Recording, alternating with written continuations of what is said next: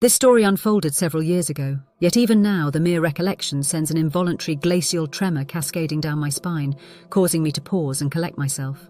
For years I've guarded this experience in the most private recesses of my memory, holding it close like a dark secret. However, with the passage of time and the emotional distance it has afforded me, I finally feel secure enough to share this extraordinary tale. During that period of our lives, my partner and I were experiencing the typical challenges of young parents.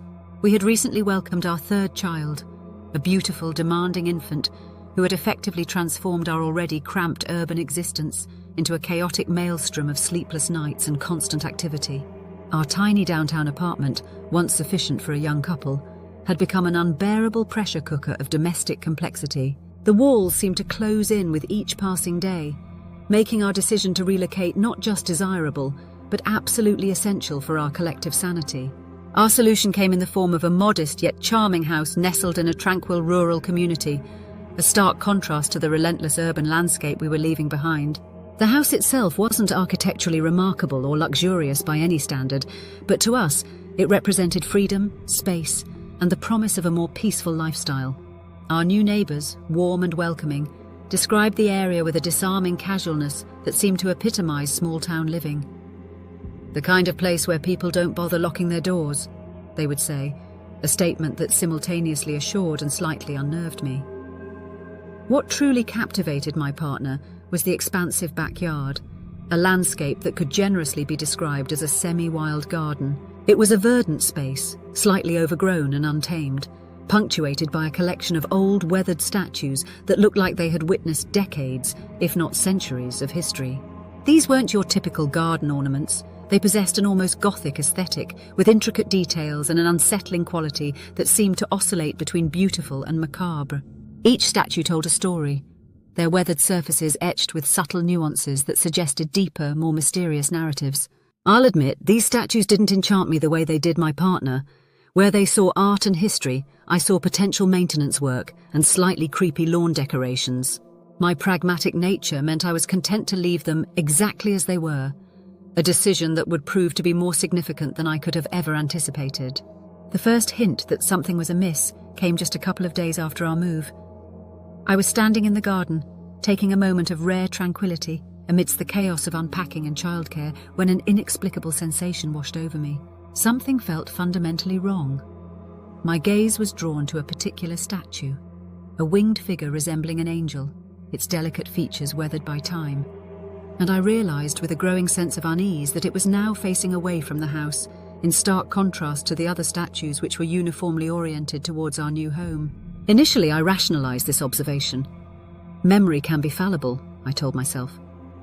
Perhaps in the blur of moving and exhaustion, I had misremembered the statue's original position. I dismissed the thought and continued with my day, pushing the unsettling feeling to the periphery of my consciousness. But the following morning brought a development that would shatter my attempts at rational explanation. Not only had the angelic statue maintained its new orientation, but another statue had also mysteriously turned, now facing away from our house. Two statues, positioned differently from their original arrangement, with no logical explanation. When I mentioned this to my partner, hoping for validation or at least shared confusion, they seemed remarkably unperturbed. A casual shrug and a quick, "I haven't noticed anything," was their response, which only heightened my sense of isolation regarding these strange occurrences. For a brief moment, I wondered if our eldest child, Mia, a perpetual bundle of mischief and curiosity, might be responsible. Her reputation for playful pranks made her an initial suspect. However, the genuine confusion etched on her face when I subtly inquired quickly dispelled that theory. Something was happening in our garden, something that defied easy explanation, and this was just the beginning. I wanted desperately to ignore the growing sense of unease that had taken root in the pit of my stomach, but it refused to be dismissed. The rational part of my mind, the part that had always prided itself on logic and practicality, fought against the creeping sensation that something genuinely inexplicable was happening in our garden. Days passed without further incident, and I began to meticulously construct a narrative of normality, convincing myself that the previous statue movements had been nothing more than a trick of memory, a byproduct of stress and the exhaustion of recent relocation. My self-reassurance worked, at least temporarily. I threw myself into the mundane rhythms of our new life, unpacking boxes, setting up the children's rooms, organizing our new home. Each passing hour without incident seemed to reinforce my belief that everything was perfectly ordinary. The statues became nothing more than background decoration, their previous mysterious behavior fading like an half-remembered dream. That is, until one evening when the illusion of normalcy shattered completely. I was in the kitchen, preparing dinner, the sounds of my children playing in the background creating a comforting domestic soundtrack. Without any particular reason, I glanced out the window, and my entire body went instantly, absolutely still. The world seemed to compress into that single, horrifying moment of observation. All of the statues had been moved, not just one or two this time, but every single stone figure had been repositioned with a precision that defied explanation. They were now lined up in a perfect, unnervingly straight row along the far edge of the garden, their stone faces and forms uniformly turned away from the house. The sight was so bizarre, so theatrical in its arrangement, that it seemed almost like a stage performance designed to unsettle me. For the first time, a truly visceral sense of dread began to creep through my veins, cold and persistent. These were no longer just garden ornaments.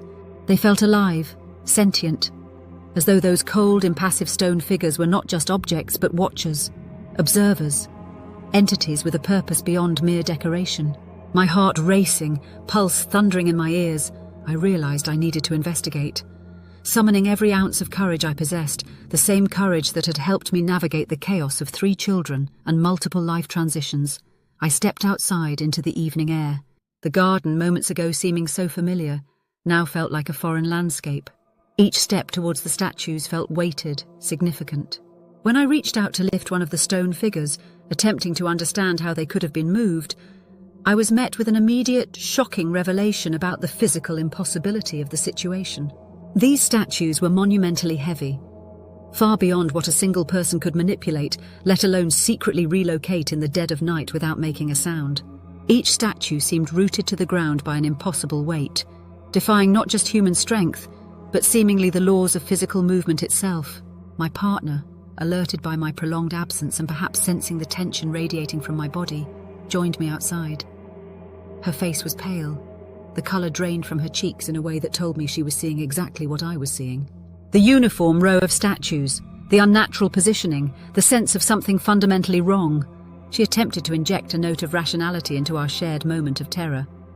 "Maybe it's some kind of neighbourhood prank," she suggested, her voice slightly higher than usual, betraying her own underlying anxiety. But even as the words left her mouth, we both recognised the absurdity of the statement. We had met most of the local residents since our arrival. They were typical rural community dwellers, friendly, somewhat reserved, predominantly elderly or middle-aged, hard-working farmers, retired professionals, local shopkeepers, the type of people who went to bed early, who valued routine and predictability. None of them seemed remotely like the type who would concoct such an elaborate, psychologically intricate prank. Moreover, how would they have managed it? The statue's positions suggested not just movement, but a level of choreography that would require not just strength, but a precise, almost mathematical understanding of spatial arrangement. Something was happening. Something that existed beyond the boundaries of our comprehension, and we were right in the middle of it. When we called the police, they couldn't do much besides suggest installing security cameras, an expense we simply couldn't afford at the time. Still, the thought that someone might be targeting us was deeply unsettling. For a while, nothing happened, and life seemed to settle back into normalcy.